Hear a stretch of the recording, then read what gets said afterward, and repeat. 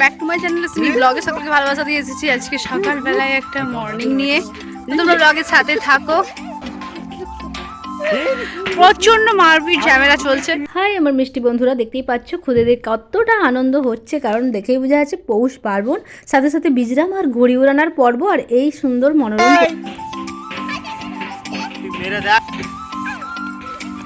কীর্তন দেখো দেখো গায়ে জড়িয়ে ছুটছে। সেটা কিন্তু আমার বাড়িতে অলরেডি শুরু হয়ে গেছে। এত যেহেতু খুদে আছে বাড়িতে, কি সুন্দর মারপিট ঝামেলা করছে বাড়ির পিছন দিকে, দেখতে কিন্তু ভীষণ মজা লাগছে। মনের মধ্যে এটাই হচ্ছে যে এই বয়সে না থাকে কোনো চিন্তা, না থাকে কোনো চাচা।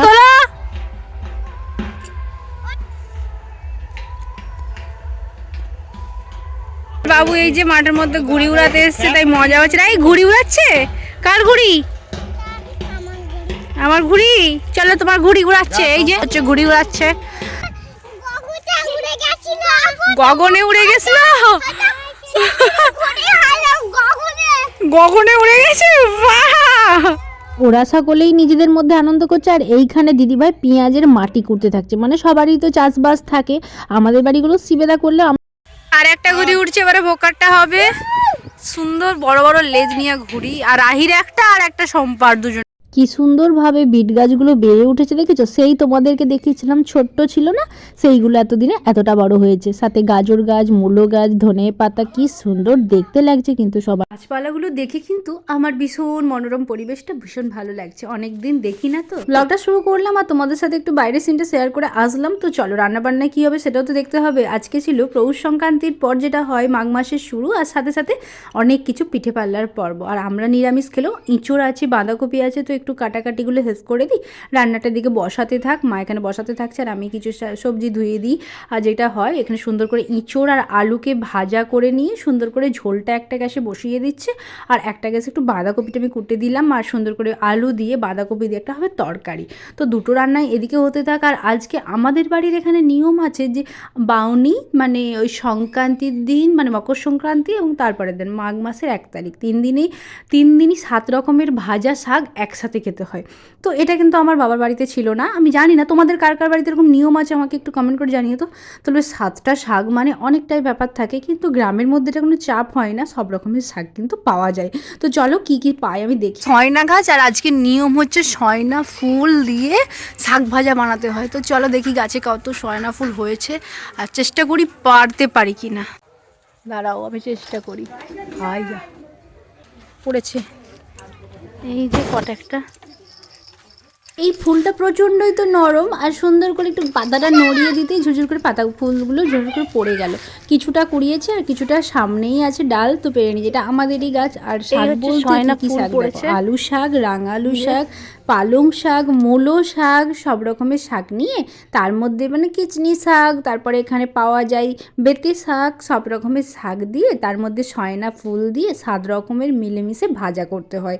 তো 3 দিন ধরে এইরকম ভাজা করলে মা লক্ষ্মী বাড়িতে থাকে আর সন্তুষ্ট হয় বাউনিতে। তো চলো সুন্দর করে শাকগুলো আমি ধুয়ে রেডি করে দিই ভাজার জন্য। রাহি খাবে না, রাহিকে একটু আলু দিয়ে দুধ দিয়ে আর একটু ভাবলাম যে একটু তো বেসন বড়াটা একটু বানিয়ে দিই, আর বেসনগুলো গুলে নিয়েছি আর তেলের মধ্যে দিয়ে বেসন বড়াটা একটু নেড়ে ভাজাটা দিয়ে রাহিকে ভাবলাম ভাতটা খাইয়ে দিতে। সুন্দর করে যে তরকারি নিয়েছি, একটু বাঁধাকপি, একটু এখানে ইঁচড় আর দুধ দিয়ে ভাতটা ভালো করে মেখে দুটো বেসন বড়া দিলাম। তো ও একটু হাতে করেই খেতে শিখেছে, ও খেতে থাক। আর এই বাকি ভাতগুলো, সবজিগুলো যা যা হয়েছে সব কিছু রান্না নিয়ে সবাই মিলে মাটির দুয়ারটাই খাবো। যা ঠান্ডা বললে বোঝানো যাবে না, জানো তো। এতদিন বেশ ঘুরে আনন্দ করে আসলাম ঠিকই, গ্রামের পরিবেশে প্রচণ্ডই ঠান্ডা, আর এত কাঁপাচ্ছি, আর পাকার মেঝেতে মানে পা দিতে পারছি না। আমি তো সবসময় মজা পড়েই থাকি। যাই হোক, তবু কাজ তো থাকে সংসারে, যেটুকু থাকে সেটা করায়। রোদ সেই ছাদে উঠলে আর না হলে ওই মাঠের গেলে প্রচণ্ডই ঠান্ডা। গ্রামের দিকে একটু ঠান্ডার দিনে ঠান্ডা বেশি, গ্রীষ্মকালে গরম বেশি, এটা তো হয়েই থাকে। তো যাই হোক, খাবার দাবার এখানে বেড়ে নিয়েছি, আবার আছে পিঠে পর্ব। তো সুন্দর করে ভাতটা খেয়ে আবার ড্রেস চেঞ্জ করে আমি ভেবেছি আলপনাটা দিতে যাব। তো চলো, 2টি করে ভাত তো খেতে হবে। আমরা যখন ফাঁকা থাকি 3 জনে মিলে একসাথেই খাই, আর রাহিকে যেটা থাকে সেটাই খাইয়ে দিই। আর এক একদিন রাই আবার হাতে করেও ভাত খেতে শিখেছে জানো তো। রাইকে এখন আর মাঝে মধ্যে আমি চেষ্টা করি ওকে হাতে করে দিয়ে দেওয়া, সেটা খেয়ে নিয়েছিল। আর এইখানে যে ইঁচড়ের তরকারি, বাঁধাকপির তরকারি, সব রকমের শাক ভাজা দিয়ে ভাতটা খেলাম। আমি কাপড় ছেড়ে মানে ড্রেস চেঞ্জ করে এসেছি আমাদের খামারে, যেহেতু আমাদের খামারেই সব কিছু পুজোটা হয়। আজকে হচ্ছে যেহেতু বাইরের পুজো আছে সেক্ষেত্রে আমাদের তো খামার আছে, তো খামারের আমি আলপনাটা দেওয়ার চেষ্টা করব, যেহেতু আমাদের 50 বিঘে জমি জানো তো, প্রচণ্ডই জমি, আর ফ্যামিলিটাও অনেকটা বড়। শ্বশুরা ছিল 5 ভাই, তার ফলে কি হয় অনেকটাই বড় খামার। তো প্রতি বছরই দেখি এসে গ্রামের মধ্যে এই খামারেই আমাদের বাইরের পুজোটা হয়ে থাকে। আলাদা আলাদা করে কোনো রকম পুজো হয় না, ঠাকুমার আমল থেকেই একটাই পুজো হয় 5 ঘর মিলেমিশে। তো সেক্ষেত্রে একটাই বড় করে হবে পুজো, তো সেক্ষেত্রে খামারেই বড় করে জায়গা করে সুন্দর করে মা লক্ষ্মীকে পেতে আমাদের ধান দিয়ে সুন্দর করে এক জায়গাতেই পুজো হয়। জয়েন্ট ফ্যামিলি না থাকলেও আমাদের খাওয়া দাওয়াগুলো প্রতিদিন আলাদা হলেও কাজকর্ম বা বছরের নিয়ম নিষ্ঠা যেটা হয়ে থাকে না, সেটা একসাথেই হয়ে থাকে। তো সুন্দর করে এখানে কড়ুই এঁকেছি, আর এখানে গয়না যতটুকু আমি জানি, এবছরই প্রথমবার ট্রাই করেছি। মাঝখানের ফুলটা দিদিভাই এঁকেছিল, আমি একটু হেল্প করে দিয়েছি, মানে এই প্যাঁচাটা এঁকেছি, ওইখানে মইটা এঁকেছি, দু একটা কলকা দিয়েছি, কিন্তু হাতে এত ব্যথা করছে। এই জায়গাটা ছিল প্রচণ্ডই অসমান, তার জন্য দিদিভাই বললো ছোটো করে করো, কাল সকালেই আবার মুছতে হবে, যার ফলে ছোটো ছোটো করে যতটুকু পেরেছো করে দাও। ব্যাস এইটুকুই করে দিয়েছি। ধান গাছ করেছি, কড়ুই করেছি, গয়না করেছি, ঠাকুর করেছি, আর মই করেছি, দিয়ে এসেছি বাড়ি অল্প করে দিয়ে। এখানে বসানো হবে আমাদেরও পিঠে, সকলের বাড়িতে যে যার পিঠেটা হতে থাকে, আর সবাই মিলে একসাথে নিয়ম নিষ্ঠা যে কিছু ব্রত হয় সেটা আমরা একসাথেই করে থাকি। এটা কিন্তু একটা ভালো অ্যাডভান্টেজ জানো তো, যেহেতু আমরা একা হলেও আমার কিন্তু এই নিয়ম শৃঙ্খলাগুলোকে একাভাবে পালন করতে হবে না। যাই হোক, মজা করে সব কিছুই তো কাটাই। আর এইখানে পিঠেটা বসালাম, মা আবার দেখে নিল ঠিকঠাক হয়েছে কি না। আর এখানে নারকেলটাও পুরা হয়েছে, কিছুটা হবে নারকেলের পুর, কিছুটা হবে বাঁধাকপি, সব রকম মিলেমিশে অল্প অল্প করে পিঠে হতে থাকবে। পার্বণ মানেই প্রতিটা মানুষের বাড়িতে কিন্তু ভীষণ পিঠের রেওয়াজ হয়ে থাকে। বাঙালির মানুষদের পার্বণ একটা আলাদাই মনোরম প্রবৃত্তি এনে দেয়। প্রতিটা বাঙালির বাড়িতে হবে রকমের পিঠে, সাথে খেজুরের গুড়, সাথে সেই আনন্দটা কিন্তু ভাগ করে কোনোদিনই নেওয়া যাবে না। মনে হয় যেখানেই থাকি না কেন, এই পৌষ পার্বণের দিন মানে চাল গুঁড়ির পিঠে হবে, খেজুরের গুড় হবে, অনবদ্য খেতে। কিন্তু তোমাদের যারা যারা বাইরে থাকো, আমার ব্লগ বন্ধু আছো ফ্যামিলি ছেড়ে মানে অনেকটা দূরে, তারা এত কিছু হয়তো পরিপাটি করে উঠতে পারো না। আমি কিন্তু তাদের ব্লগ দেখি, আমার কিন্তু মনে হয় তারা যদি আমার বাড়িতে আসতো আমি পেট ভরে পিঠে খাওয়াতে পারতাম। যাই হোক, কী করবে বলো, পরিস্থিতি মানুষকে তো সব কিছু শেখায়।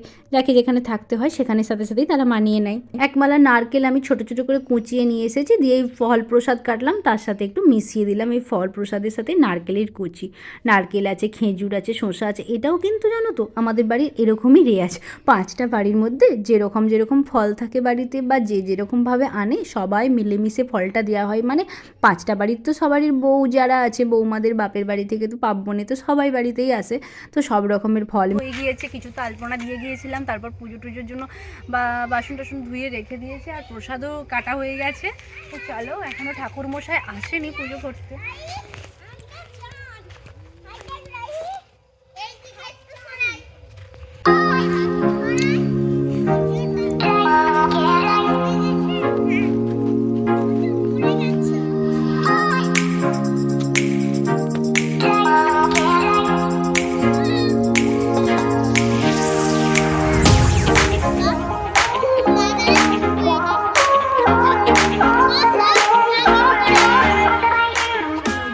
বাড়ির সন্ধ্যাটা দেখাই, তারপর আবার আসবো পুজো হওয়ার সময়। সবাই মিলে সব কিছু রেডি করেছে, আবার দেখে গেলাম যেটুকু জিনিসপত্র মানে গাড়ু রাখতে হবে, কারণ ঝাড়া দিতে হবে তো না, যখন একটু উপরের ঠাকুর নিচের ঠাকুর ডাকে সেটা তো করতেই হয়। তো সন্ধ্যে দেখিয়ে একটু বসেছিলাম ঠাকুরের কাছে, অন্ধকার হয়ে গেছে বলে আমি একদমই তোমাদের সাথে স্লট দিতে পারলাম না। যাই হোক, এসে আমি সবাইকে পিঠেটা দিয়ে দিই, আর সাথে সাথে নলেন গুঁড়ো দেবো কিন্তু। দিয়ে ব্লগটা তাহলে এখানেই শেষ করলাম। তোমরাও ভালো থেকো, সুস্থ থেকো, আর দেখা হবে পরের দিনের নতুন আবারও একটি ব্লগে। আর তোমরা কারা কারা কীরকম পিঠে বানাচ্ছ, আর কার ফ্যামিলি কোন কোন পিঠে খেতে ভালোবাসে অবশ্যই কমেন্ট করে জানিও। আবার ব্লগে দেখা হবে নতুন একটি। টাটা সকলকে, ভালো থেকো, সুস্থ থেকো।